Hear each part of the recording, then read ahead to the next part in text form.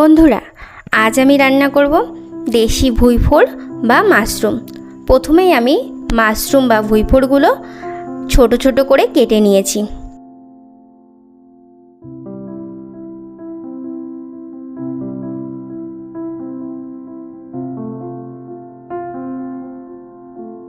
এবার মাশরুমগুলি ভালোভাবে ধুয়ে কড়াইতে দিয়ে দেব। বন্ধুরা, আজ আমি একটু বেশি করেই মাশরুম করছি। এবার কড়াইতে 1 চামচ নুন ও 3 কাপ মতো জল দিয়ে ঢেকে দেব। খানিকটা ফুটে আসলে মাশরুমগুলি একবার নেড়ে দেব। মাশরুমগুলি মোটামুটি সেদ্ধ হয়ে গেলে মাশরুমগুলিকে নামিয়ে নিয়ে ধুয়ে নেব।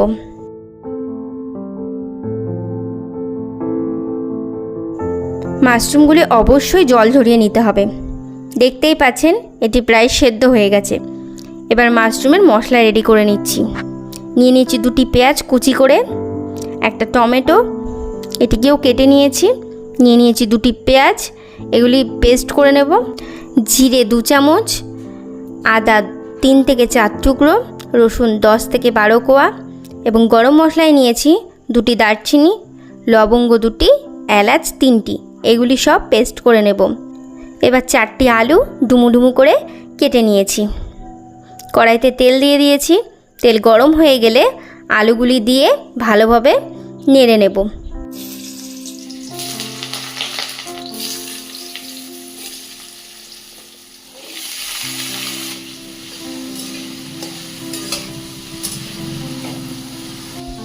এবার আলুর মধ্যে 1 চামচ নুন ও হাফ চামচ হলুদ দিয়ে আলুটিকে নেড়েচেড়ে লাল করে ভেজে নেব।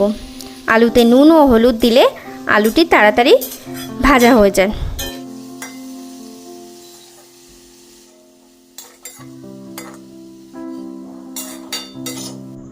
এবার আলু ভাজা হয়ে গেলে তেল ছেঁকে ছেঁকে নামিয়ে নেব।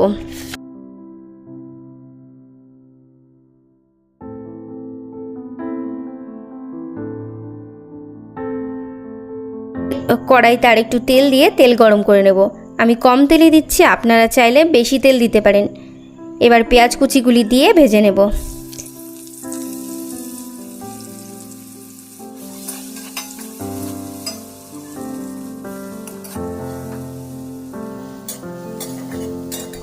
পেঁয়াজ কুচিগুলি মোটামুটি লাল হয়ে আসলে 2টি শুকনো লঙ্কা ও 2টি তেজপাতা দিয়ে ফোড়ন দিয়ে দেব। পেঁয়াজগুলি এমন লাল হয়ে গেলে মশলার পেস্টটি দিয়ে দেব। মশলা কষানোর সময় গ্যাসটিকে অবশ্যই লো ফ্লেমে রাখতে হবে।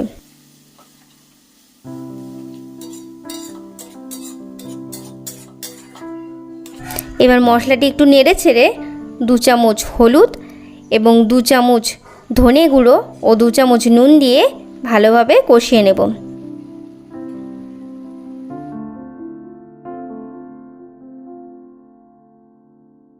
মশলাটি 5 মিনিট কষানো হলে 1 চামচ লঙ্কা গুঁড়ো ও 1 চামচ মিট মশলা দিয়ে ভালোভাবে নেড়েচেড়ে নেব।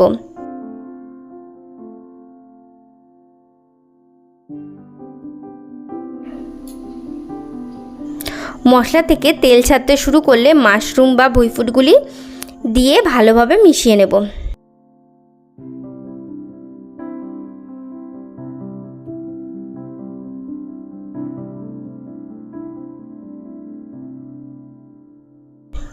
মাশরুমটি 5 থেকে 6 মিনিট কষানোর পর সামান্য একটু জল দিয়ে দেব।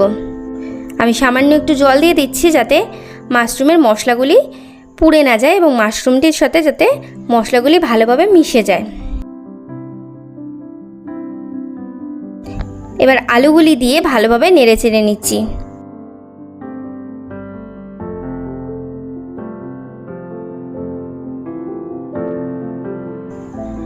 এবার 2 মিনিট নেড়ে নেওয়ার পর আমি জল দিয়ে দেব। আপনারা ঝোল অনুযায়ী জল দেবেন। আমি একটু গাঢ় গাঢ় করব, তাই কম জলই দিয়েছি।